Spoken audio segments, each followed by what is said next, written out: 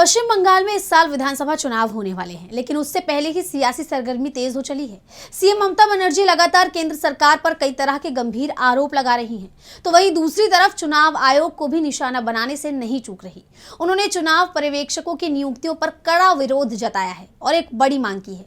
क्या है वो मांग, जानने के लिए देखिए रिपोर्ट। पश्चिम बंगाल में चुनाव से पहले ही सियासत गर्मा गई है।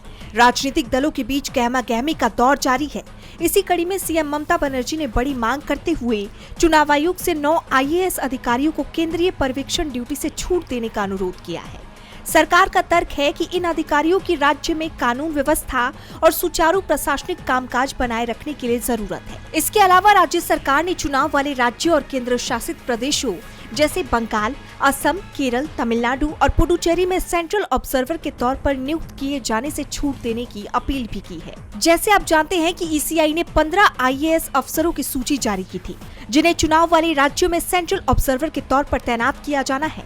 इस पर राज्य ने आपत्ति जताई और वैकल्पिक नाम भी सुझाए, जिनमें राज्य के गृह सचिव जगदीश प्रसाद मीना भी शामिल हैं। सूची में शामिल अन्य आईएएस अधिकारियों में अश्वनी कुमार यादव, पीबी सलीम, अवनिंद्र सिंह, सौमित्र मोहन, स्मारकी महापात्रा, अर्चना, संजय बंसल, पी मोहन गांधी, शुभांजन दास, पी उलगनाथन, सौरभ पहाड़ी, रचना भगत, रितेंद्र नारायण बसु रॉय चौधरी और राजनवीर सिंह कपूर शामिल थे। जैसे आप जानते हैं कि बंगाल में राज्य सरकार और चुनाव आयोग के बीच लंबे समय से टकराव जारी है और अब ये टकराव और बढ़ता जा रहा है। डीबी लाइव पश्चिम बंगाल की रिपोर्ट।